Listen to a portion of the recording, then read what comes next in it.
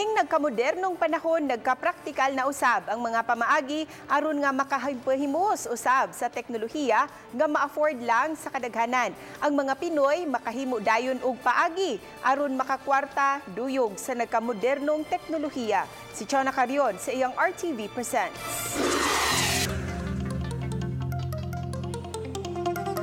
Daw nahimo ng kabahin sa pagkatao sa mga Pinoy nga ganahan gayud og internet.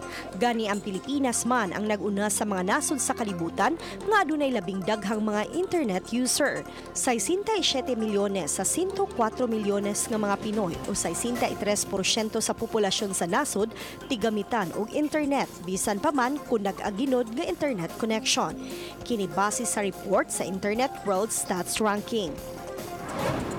Gani makita nato halos tanang dapit dinhi sa Subo ang mga internet cafe. Niuso na usab ang PisoNet.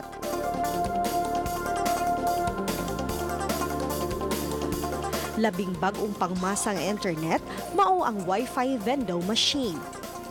Usa kini ka Wi-Fi coin-operated machine. Sa akong observation, hinay man ang kining mga internet cafe. So, muna na-decide mi nga among iabot nito sa mobile. Mas daghan ang makagamit ba kay dako man ang iyahang kuan, ang iyahang kanang range nga pwede nga makagamit. Dinhi sa Barangay Poblasyon, Dakbayan sa Talisay, makita kining Wi-Fi vending machine. Diin sa imong piso, aduna kanay 5 minutes. Sa imong 5 pesos gamit ang Wi-Fi vending machine, may unlimited ka na nga sud sa 30 minutos. Samtang ang 10 pesos, unlimited sud sa usa ka oras. Basta first time user ka, so amo jud ang gihatag nga free ang 5 minutes. Nya after ma-use na nimo, ma-consume na nimo ang 5 minutes, so if gusto ka nga mo padayon japon sa nga makakuha sa connection, so mo na nga mo connect ka pero this time muhug na ka og a certain amount.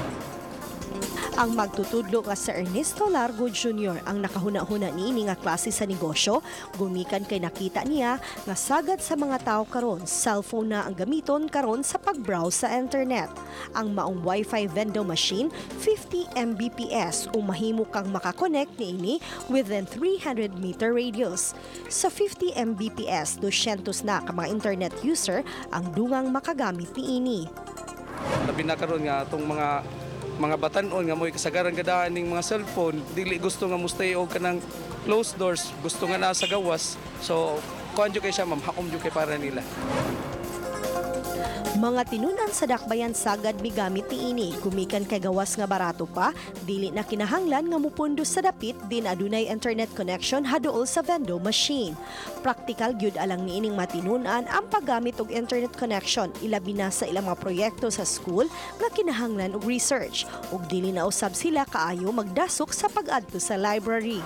Makahelp siya sa students by kanang mga research if na ipabuhat ang mga teachers, dali sad siya makaibawak sa ka sa information sa unsa sa research nimo sa imong maestra ning ana sad or like maka-inform sa ka kung unsay mga dali na ay unsay mga nahitabo karon gamit ra ng Wi-Fi.